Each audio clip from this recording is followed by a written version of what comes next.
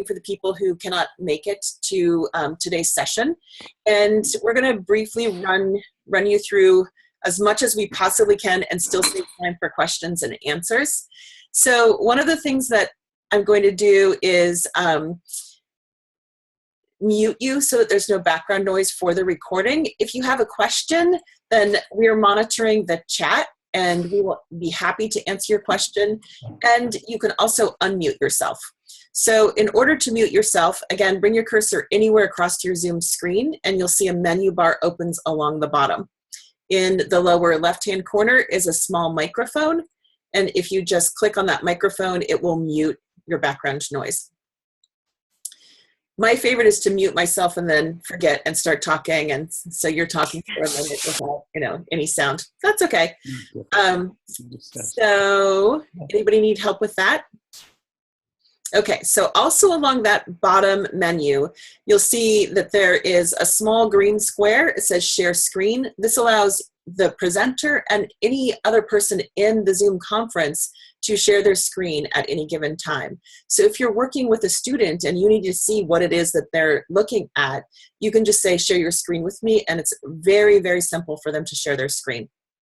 This is really useful when your students are having technical difficulties, because you can have emails going back and forth for days with them saying that they can't submit their paper or they can't get into a specific assignment, and they're not using the same language that you're using. Who knows who's right? Thank you for sharing. And so this allows you to actually see what they're looking at, and then you can solve a technical question really, really easy. And so that's just been, for me, such a wonderful, wonderful tool, because the back and forth with students when they can't submit something and they're getting frustrated and you're getting frustrated is really difficult. So sharing screens is terrific. Plus I teach writing, so being able to look at your students' writing is also really terrific. Next to that is a little tiny bubble for the chat. If you'd like to click on that now, it will open up the chat alongside the Zoom window, and then you'll be able to post to that. If you'd like to give it a try, that would be great as well. Say hi.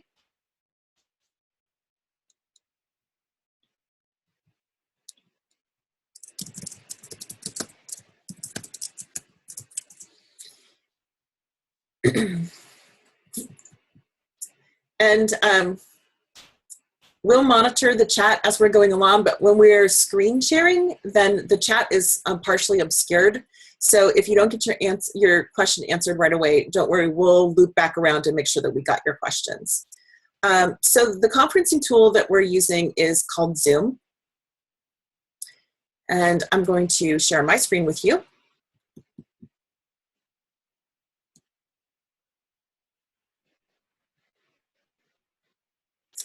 And this is the public company of Zoom. So you might have seen Zoom other places. There's billboards all over San Francisco that say, should conferencing suck? And that it is just the Zoom logo. I keep trying to take a picture of it as I'm going down the freeway, but either, my 16-year-old is learning how to drive, and so she's driving, and I can't quite get a good picture, or I'm driving and they're screaming at me to put my phone away. So you'll just have to live with my my ad right here for Zoom. And what I want to show you is this is a great conferencing tool. They have multiple plans, including this one right here that is free, and it allows you to have a 40-minute conference.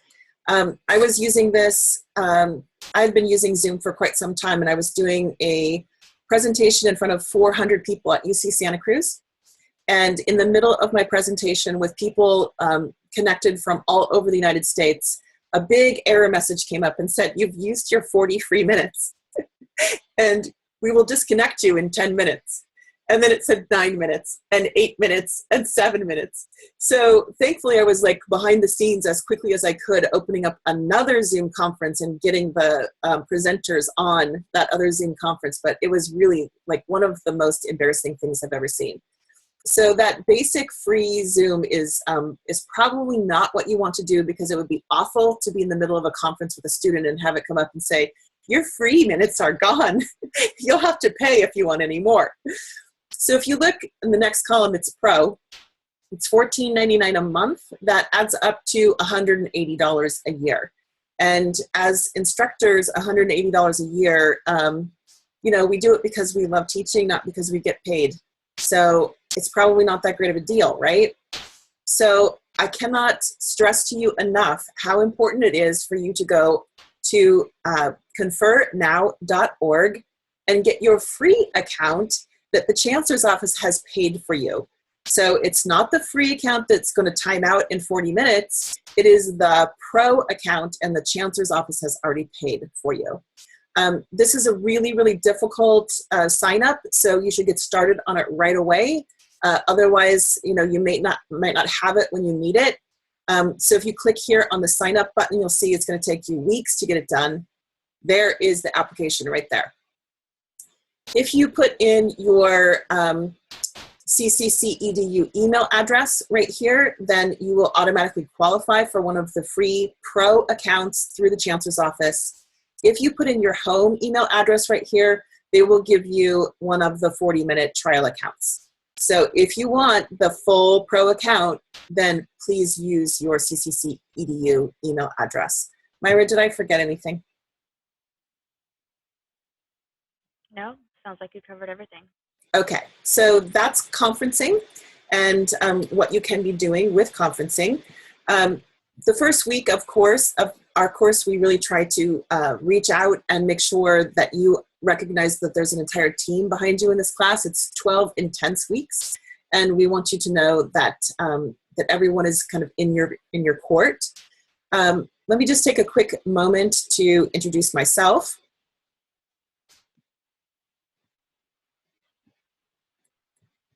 I'm going to stop sharing so we can see one another.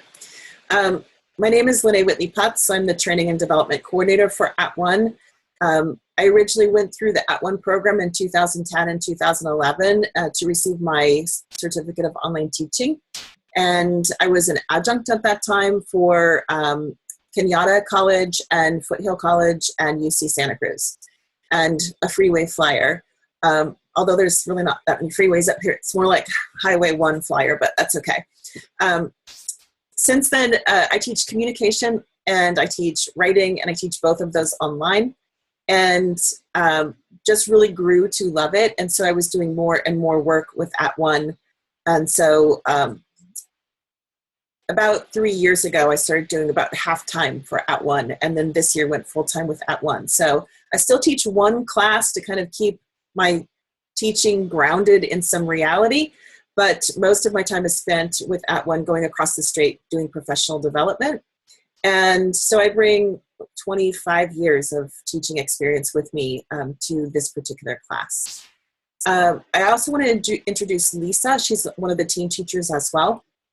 Lisa can't be here today because she has teaching. My goodness, I don't know what's up with that, but she's in class. So she teaches in psychology. She too is an adjunct professor, a certified @ONE instructor as well, and has been teaching OESP since its inception. And then I'm going to let Myra introduce herself. She is the lead instructor for this course, and take it away, Myra. Hi, everyone. So I am currently a training specialist with @ONE. I've been with the project for over a year. Some of you guys may know me as I recognize some faces from our applying workshops. And I facilitate our general online courses as well as some of the trainers bureaus that we offer to our institutions. Prior to @ONE, I was providing professional development to educators that provided supplemental educational services to students in K through 12 schools, and in addition to private tutoring. The OESP course is something that was recently developed by @ONE, and I'm looking forward to being part of the team and the development and the accomplishments of the first year's offering. Thank you, Myra. OESP was the first course developed completely in Canvas as part of the statewide initiative. So other campuses were already in Canvas. Pasadena had been in Canvas for quite a while. Some of the other campuses, a few campuses. But this was the first one developed as part of the statewide initiative. So that was kind of exciting to have that team working on this course. Let's see. I want to talk about the overarching goals for online education standards and practices. And I want to show you a couple of documents that are critical so that we're all on the same page.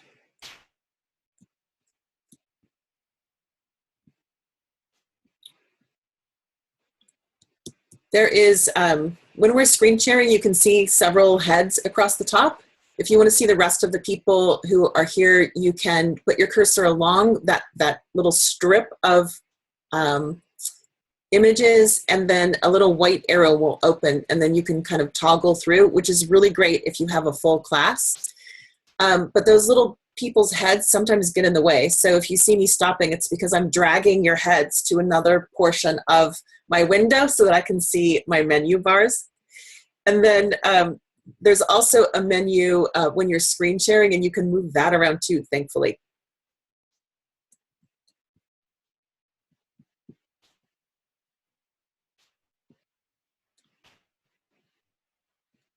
Okay, so these are the @ONE standards for quality online teaching. There are 10 of them, and conveniently there's 12 weeks in OESP.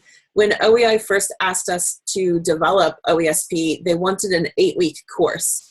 And we said, you just can't teach this course in 8 weeks. There's just no way. 12 weeks is going to make it really difficult. And then they said, well, 10 weeks.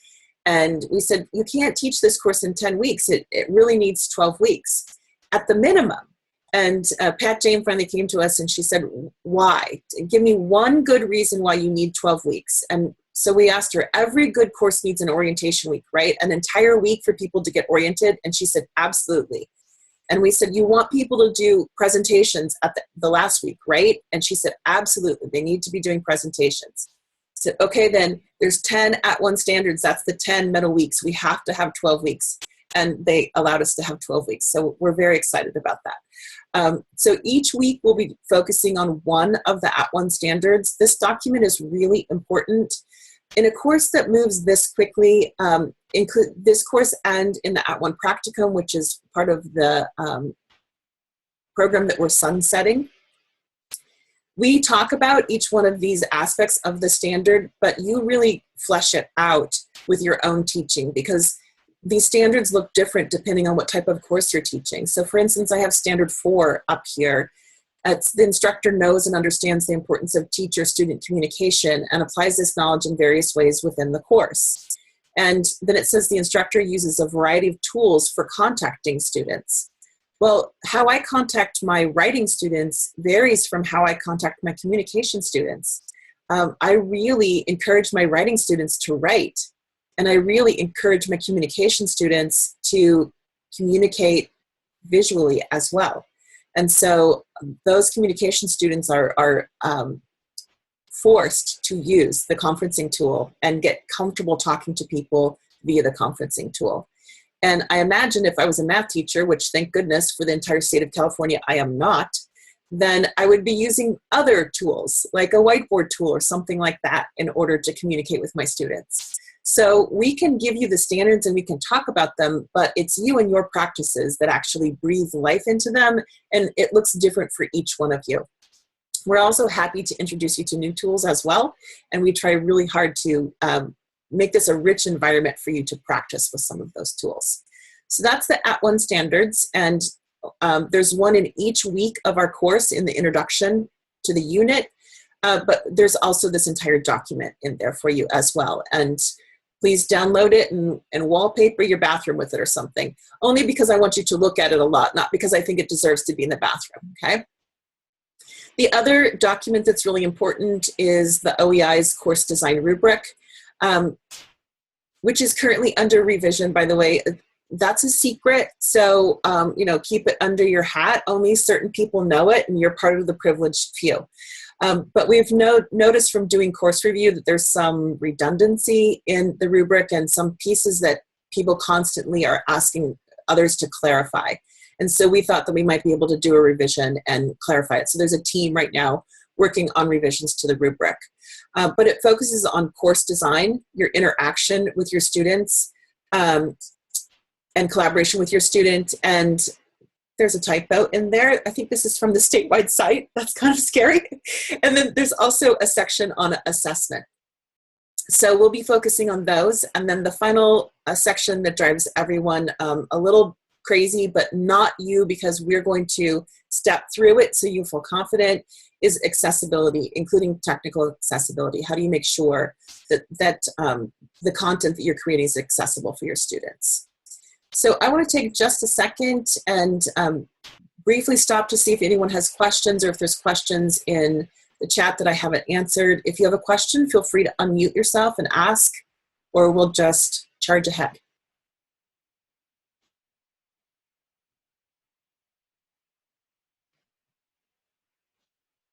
There we go. So, and do you have an expected date when those revisions will be out to the public?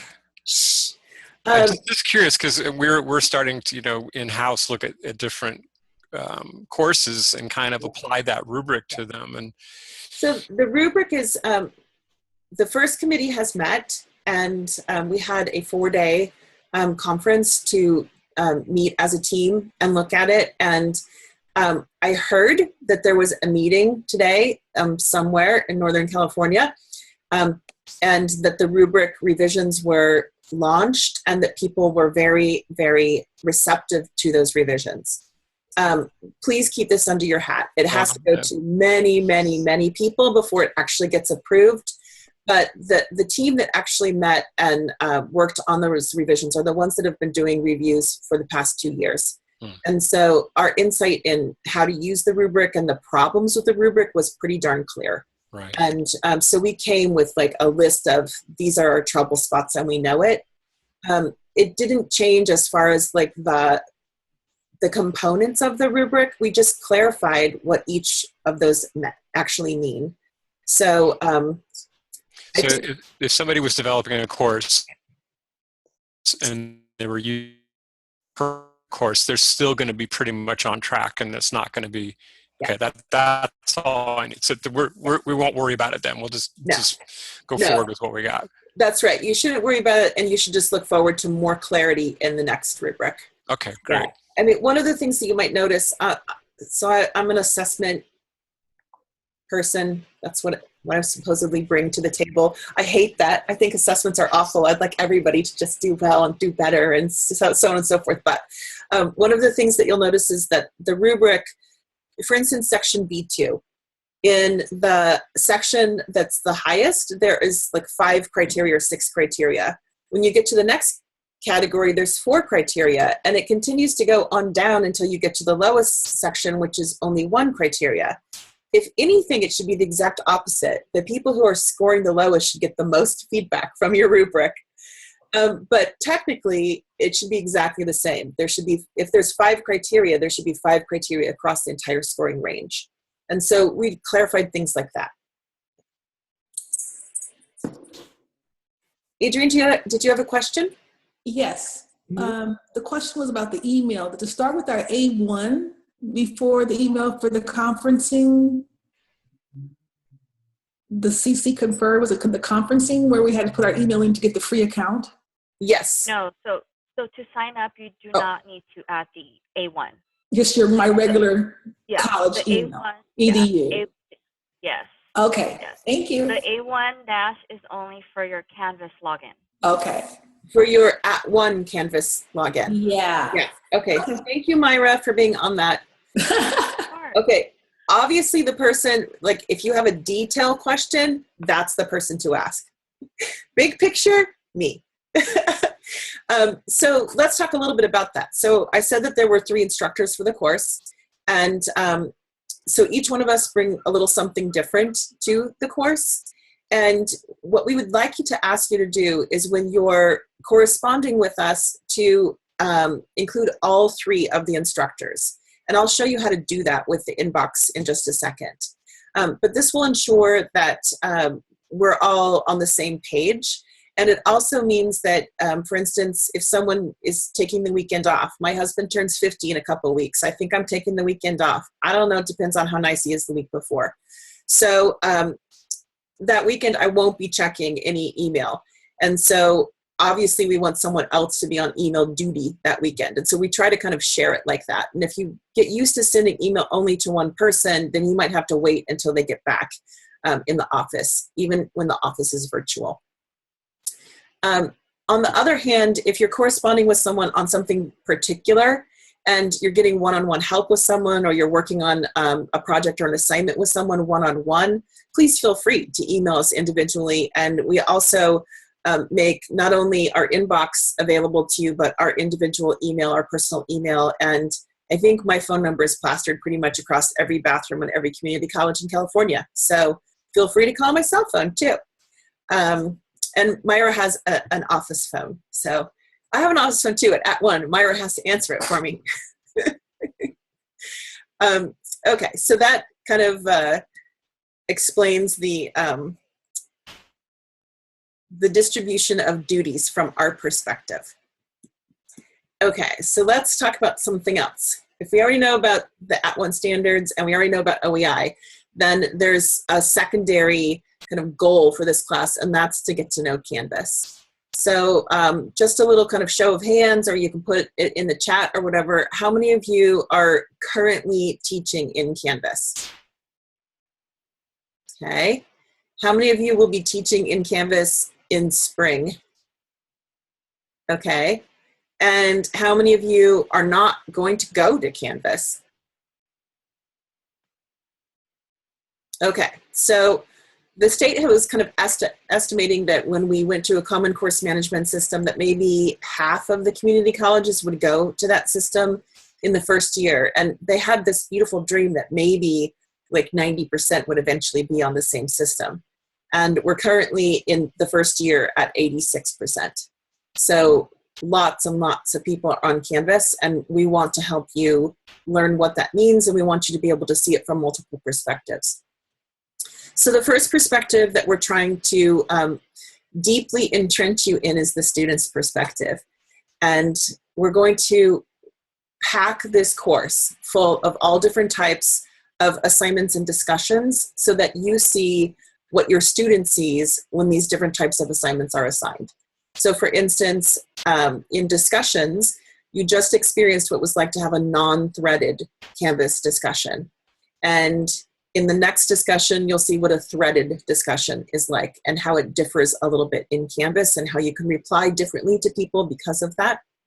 And then in the discussion after that, you'll see that, well, not the very next one, but later discussion, you'll be given the opportunity to like people's responses.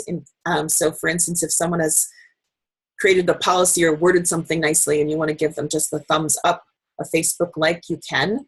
And then there's also a discussion type where you have to post before you can see what anyone else has posted, very much like in Moodle and Blackboard.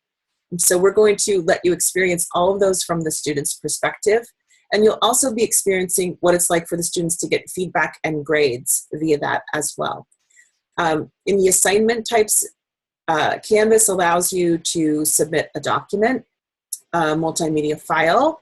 They allow you to submit a URL, and you can actually stipulate it for your students. So if anyone has ever had their students do something online and you've asked for them to submit it, and then you've gotten this gigantic PDF that they can't upload because they've tried to create screenshots of it or turn it into some kind of document when really you were just looking for the URL, this is a really nice way to make sure that they just submit the URL. So we're going to try that, and a couple of other different submission types as well, so that you can get kind of a broad look at how Canvas is going to feel to your students. And then the other thing that we're going to do is have you jump in and be a teacher in a class. And so let me explain just briefly how we're going to make that happen.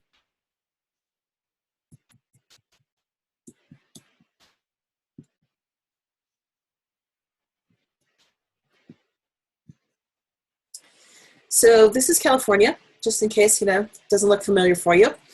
And I actually tried to draw this first, and then finally went with just going to Google and getting a map because my drawing is horrible. This up here, oops, let me show you this one first. This up here in Sacramento is OEI. And OEI has created the exchange for courses and the trust that allows your students to move back and forth between campuses, online courses in the different campuses. There's 113 community college campuses, by the way. So we are the largest higher education organization in the world. So that's OEI up there in Sacramento. And this down here is @ONE. @ONE is housed on the campus of Mount San Jacinto College. And so we are in Menifee, California. And this over here is Canvas. And so obviously when we look at it geographically, we can see that we're in 3 completely different places.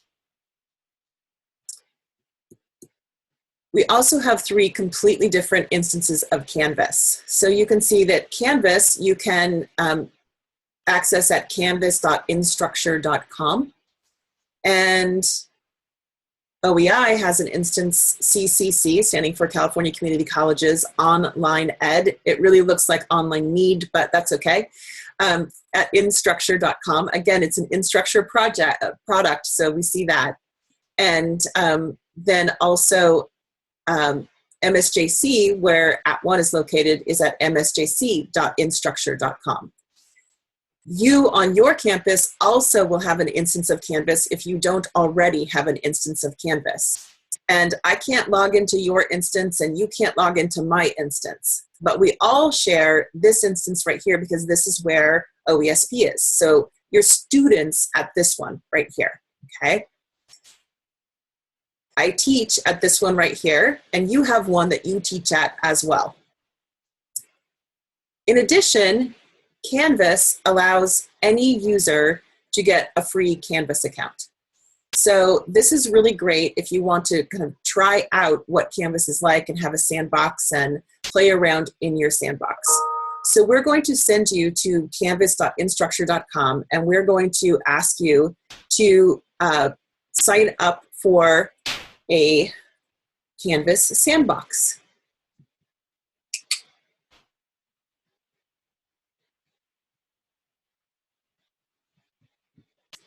Let me move your heads.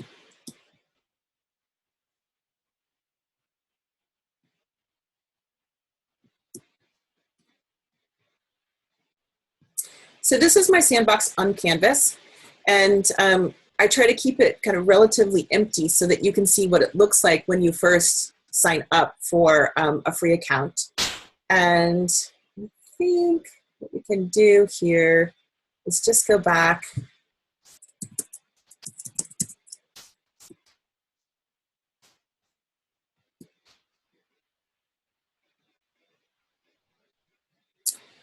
When you first log into Canvas at instructure.com, you'll get the same login window that you get when you log into almost any Canvas account. And that's what can be kind of disconcerting for people. And that's why it's really important to go up to that URL and look and see which campus you're actually at. So I am at the Canvas campus right here. And to get your free account, all you're going to do is click here. It's free. People get confused because they try to put their @ONE login in right here, but you don't have an account with them yet, and your @ONE account is not going to work. So you need to come over here and actually sign up for your Canvas account. And when you do that, it's going to say, sure, you can have one, it's free. Are you a teacher or are you a student? And you're going to tell them that you're a teacher. Okay? Then fill out this information right here, and whatever email address that you use to get the Free for Teachers account, they will then send you your authorization. You click on it, it takes minutes. Click on it, and there you have your Canvas account, right? So one suggestion that you might try, you might have noticed when I was here, it's filling in my actual home email address here. So I use that in my Canvas Free for Teachers account so that I don't get confused when I'm trying to do my login. So I know when I log into my Free for Teachers account, I use my home email address. When I log in at @ONE, I use my @ONE email address. And when I log into MSJC where I teach, I use my MSJC email address. It's one way that I kind of try to keep myself straight. Okay, any questions about your Canvas Free for Teachers account? So Barbara, you are still muted, and I think we might have a, okay, go for it. Yeah, your audio is not yet connected, and so we can't hear your question, but you could type it in the chat if you'd like, or you could type it in a Word document and share your screen.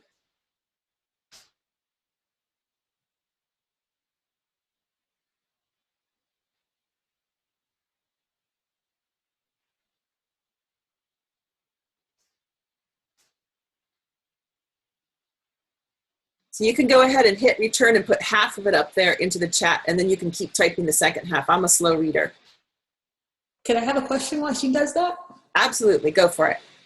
Since my campus will be adopting Canvas soon, when I create this account, will I be able to just have that moved over to my school CMS, or? You are brilliant. You're like, I'm just going to get rid of my outline. You are now just going to keep me moving on to the next thing, okay? So here's the beauty. As you might have known, anybody ever had a sandbox on your campus before? Yeah? Okay, easy to get, Kathleen, or did you have to kind of ask them for it? Did they just hand it out to you, or you had to ask? Okay, would they give you 5 if you asked for it? If you said, I want to try 5 different classes, would they give you 5? No, okay? Canvas will give you as many sandboxes as you want. They will give you 50 sandboxes if you want, right? They don't care how many sandboxes you use. They're in the business of selling their product, and they want it in the hands of teachers, okay? So one of the reasons why we use the Canvas accounts is that it's very difficult to get your campus to give you a sandbox that you're just going to play around with. They'll let you develop a course in one, but then they want you to teach that course. Just to play around, they're kind of stingy with it, okay? So this Canvas sandbox will allow you to play to your heart's content. But when we build something really beautiful in it, we want it all of a sudden in our real teaching account. So then it's like, wait a second, I don't want to spend a whole lot of time in that sandbox when I'm building a castle. Thank you very much. I would like it to be in my real course. Canvas is I sound like a Canvas marketing person now. I'm putting on my salesperson costume here. This is true. It's the easiest to migrate into a new shell that I've ever seen. So in Moodle, when I used to have to do it, you have to click every single individual box. At the beginning of the semester, I had to plan out a whole day just to move my online courses. And the other tool that I used was Etudes. Etudes is just as bad because none of your links transfer. It's pretty easy to transfer your content, but then you have to go reactivate every single one of your course links. It's really a pain in the butt. Canvas, you just click the button to say export my course. You go into your new empty course. It doesn't matter if it's in a different instance of Canvas or not. You say import my course. It says that it's going to work for a while. It works for like 15 minutes, and then it says your course is ready to teach. And you can even change the dates so that all of your dates move according to the date of your new semester or new quarter. So it's really easy to move your stuff out of the sandbox and into the whatever course you're going to be teaching. That's great. I actually had my course from Moodle. They allowed us to show us what it would look like once it was converted over. So I didn't know if that was permanent or it just gave you the look. It took all my graphics away, but yeah, it doesn't. There. Yeah. No matter what, people are saying Canvas doesn't migrate well. No, if you've ever migrated from one system to the next, they never migrate well. Every course management system is slightly different. So whenever you move from one course management system to a completely different system, they're not going to talk to each other perfectly. I took my course out of Moodle. We've now moved almost every @ONE course. Some of them we imported, so we just did kind of like a machine migration, and some of them we moved by hand, and it takes about the same amount of time. So it's not that difficult, yeah. I want to make one more point, though, about the Canvas sandbox and why we use the Canvas account, which is, so Kathleen said that she had a sandbox. Anybody else have a sandbox from their campus? Okay, sandboxes are great, so I'm going to encourage you. Kathleen, does your school say, oh, sure, let anybody go in there? You can ask Lene. She doesn't teach for us, but you can ask Lene to come into your course and look at it. You can enroll her as a teacher, as a student. I don't think we haven't gotten that far yet. We're really just playing with it, so Okay. I haven't been told I can do that or not.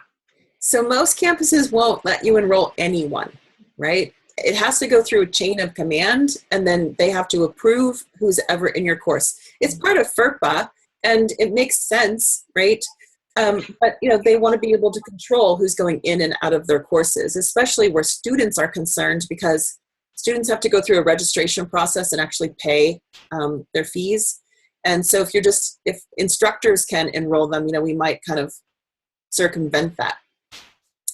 In our Canvas Free for Teachers account, you can enroll anyone you want. So what will eventually happen is Myra and Lisa and I will be in your course as students so that we can actually do your homework, and then you can grade us. Turnaround's fair play. And then you can change our roles in case you want us to see it as a designer or as an instructor. So if you're struggling with some of the accessibility issues, for instance, you can put us in as a designer or as an instructor, and then we can go in and help you with some of the HTML or some of the background pieces. So that's the final kind of like linchpin for why we actually use the Canvas Free for Teachers accounts, right? It allows all of us to go into each other's sandboxes and play if we want to. All right. So also from the instructor's perspective, you have your sandbox and you're working in your sandbox, but we have some assignments that you're doing as students, but are actually helping you build that sandbox. So one assignment every single week is focused specifically on a sandbox tool. And so we call those the tech tasks, and it gives you an opportunity to try out the Canvas tool before you actually have students using it. That's the worst, when you try something new and you're wondering, the first week whether or not students can actually even see it, right? The interesting thing about the tech tasks is that they're worth points, but the score that you will receive is either complete or incomplete.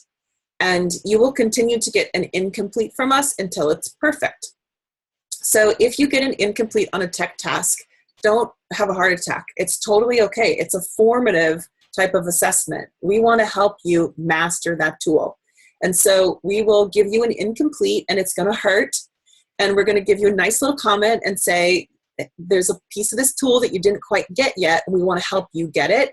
And we'll give you that feedback, and we'll tell you to try again. And once you've tried again, then you can send us a message and we'll go back and regrade it.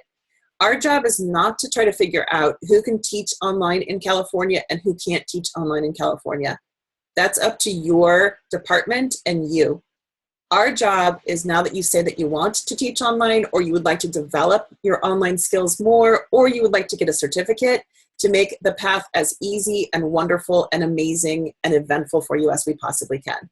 So we are 100% here to support your growth as an instructor, and not in any way trying to separate the wheat from the chaff. We're all wheat here, okay? So if you get a score that you don't like on one of your assignments, then all we ask is that you let us know, and we will help you get it to the score that you want it to be. The one caveat of that is our interactive piece, which is peer reviews and discussions. So if you're falling behind on something and you really need the technical stuff, focus on your technical stuff, but recognize that we're not going to open up discussion forums after they're closed. The whole idea is that they're interactive. And we also can't issue you a peer review if you didn't turn in a paper on time or an assignment on time, because the course management system does it, and we can't make a peer review for you, right? So you have to turn in something to actually be part of the peer review process. Questions about that?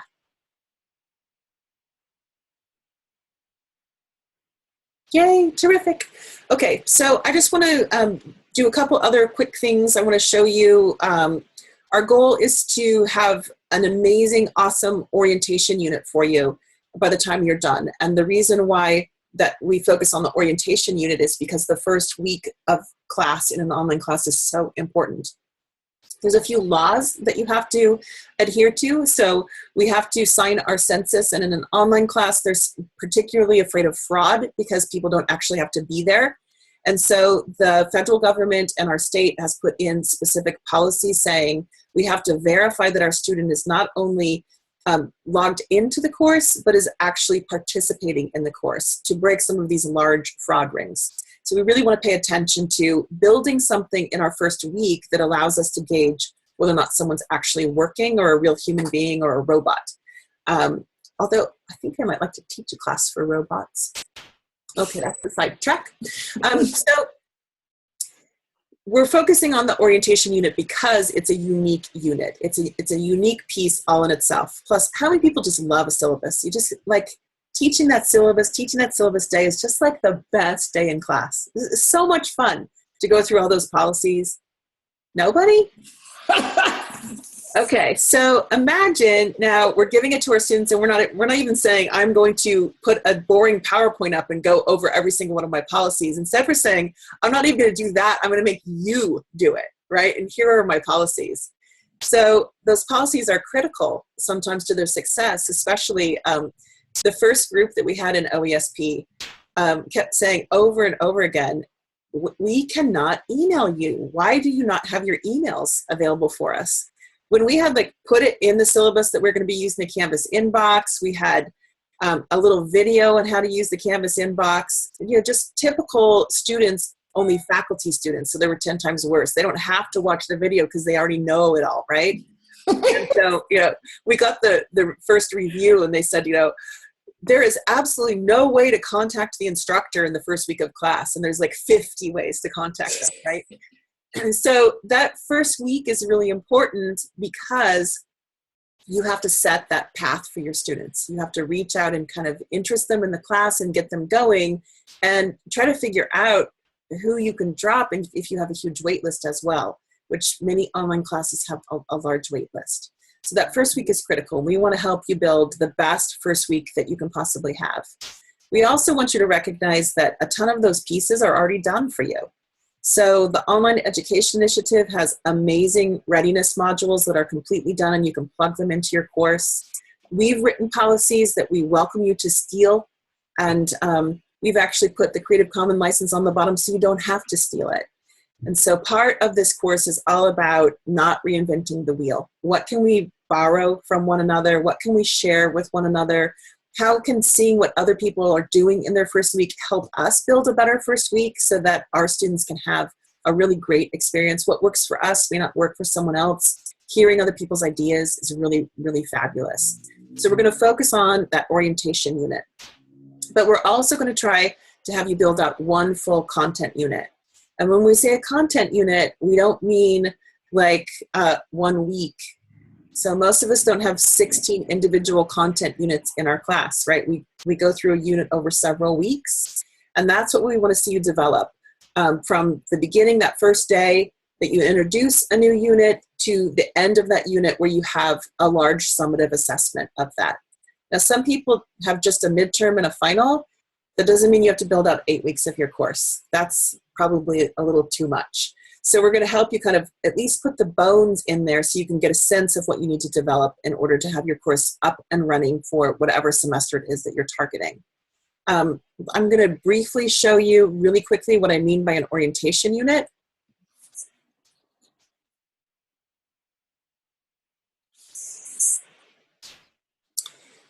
So I don't have a syllabus in my online class. This is my communication course. And instead I have a getting started unit. And when they first log into the course, the very first day, they see a welcome page. Looks like this. Because they're new to Canvas, it's got a little rainbow bar to point them to the next button. Only because they're so unused to Canvas, they may miss this next button. And so Renee, we can't see your shared screen. Oh, did I not share it? Thank you, Myra. Welcome. I'm moving on. If you can't see it, I'm sorry. Let's see. Where did I go wrong here? Oh, didn't hit the share button. Thank you. Now you can really be welcomed to my course. So this is the page that they see on the first day that takes them to the very first part of the welcome unit. Let me just back up one little bit. This is the modules page. This is the modules page is kind of like the table of contents for your course. And many people actually start their students on the module page, but this actually increases cognitive load for your students because there's a lot to choose from on the module page. Even if you have a welcome, right here, students may want to go and look at something else, right? So instead, in my course, when they land the first day, they land here. And I have this rainbow bar that I was telling you about and not showing you, pointing to the next button because Canvas walks you through, it's like opening a book, and the next button takes you to the next page. And so until students kind of get that sense, they need help figuring out how to navigate. So there's the big bar that shows them. On the second page, there's also a bar that shows them where to go to. And then after that, I figure 2 pages, they've got it. They know where the next button is. They can get the rhythm of it. And so I don't do that anymore. But instead of a syllabus, an actual document that I hand to my students, my syllabus is broken up into chunks throughout the first week. So each one of these is a separate chunk of my syllabus.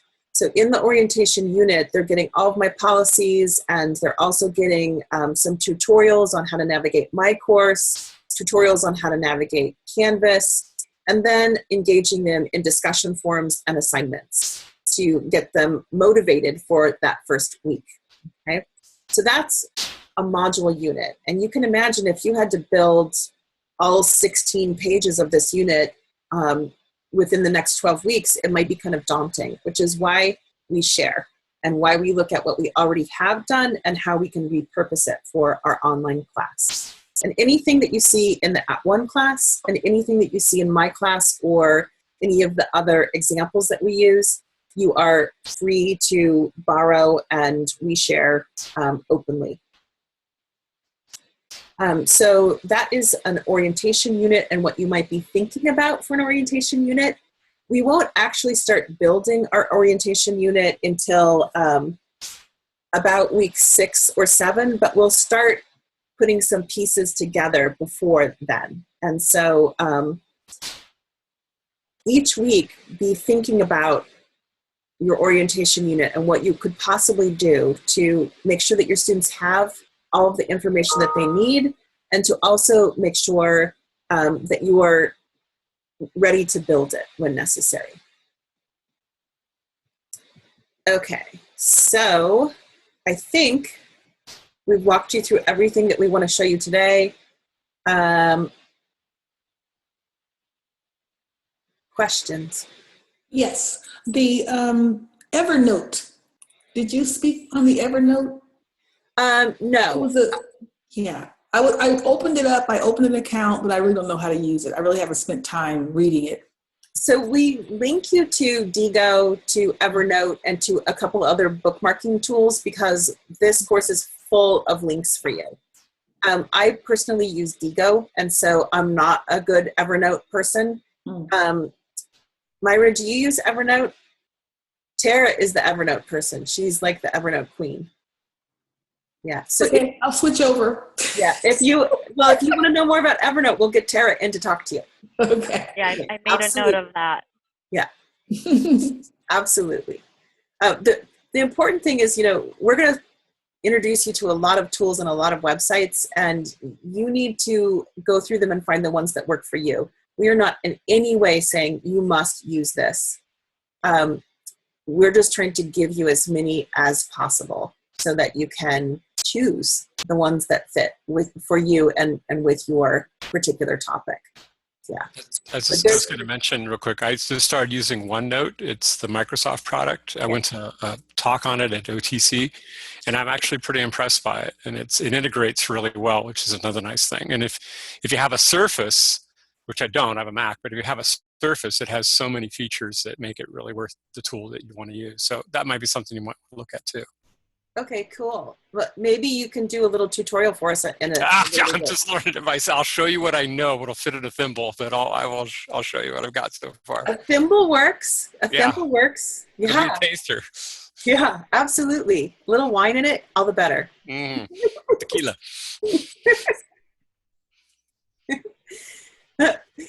Anyone else with questions? Barbara, did you get your question answered?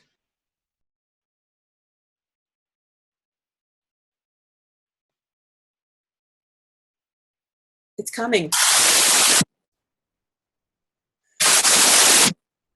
Yeah, unfortunately, we don't have any audio.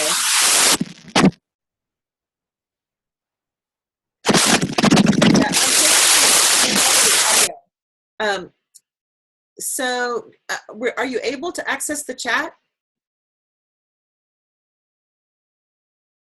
Okay, so I conference all the time. I have logged more hours conferencing than almost anyone that I know. Maybe Anna Sterling has more than me.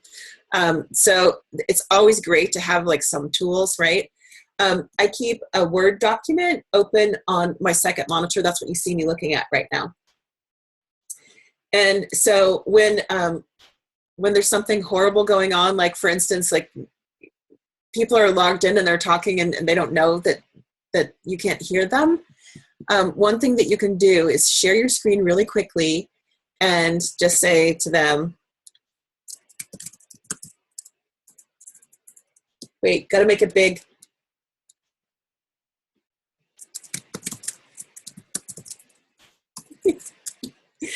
Oh, I just updated to Word 2016. Oh my gosh, I feel like a child again. I cannot do anything. It's still not changing the font.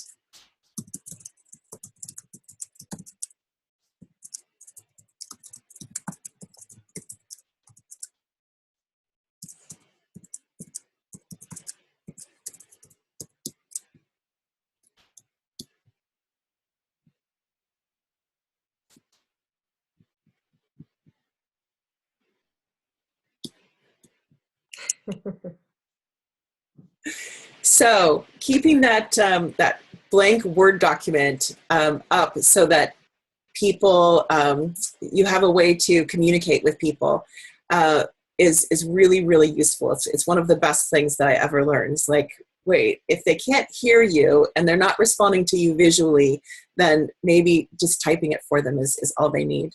So Barbara, if you can hear me, feel free to call that number and then I'll answer your question. I've got my phone right here.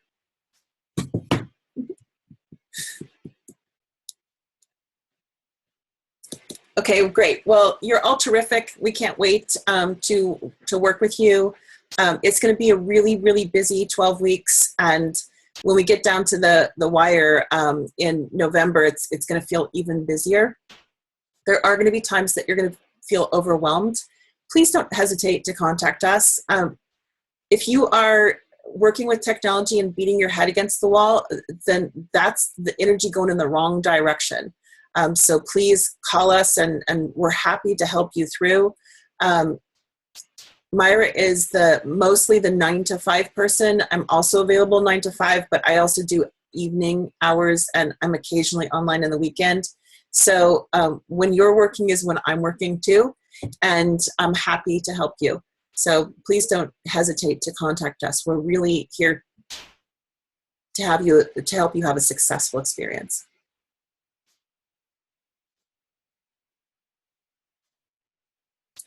Well, I'm done with you. You can go to cocktail hour.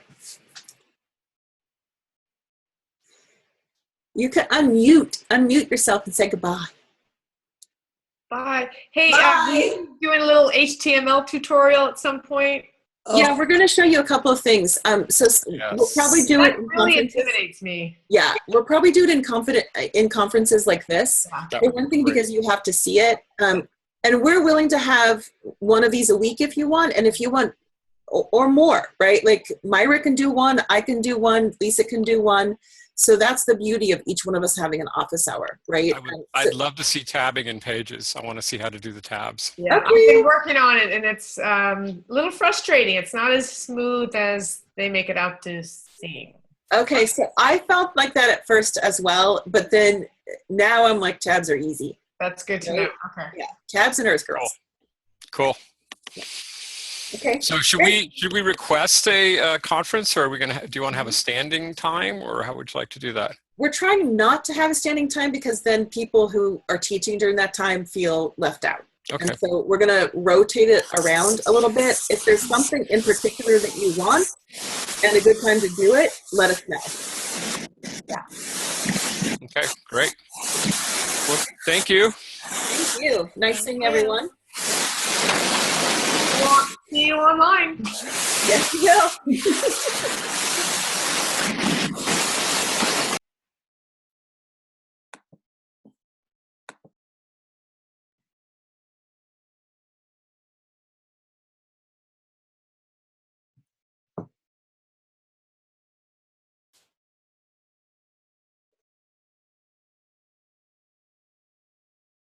Oh, thought for sure I could get her to call me. I was going to send her your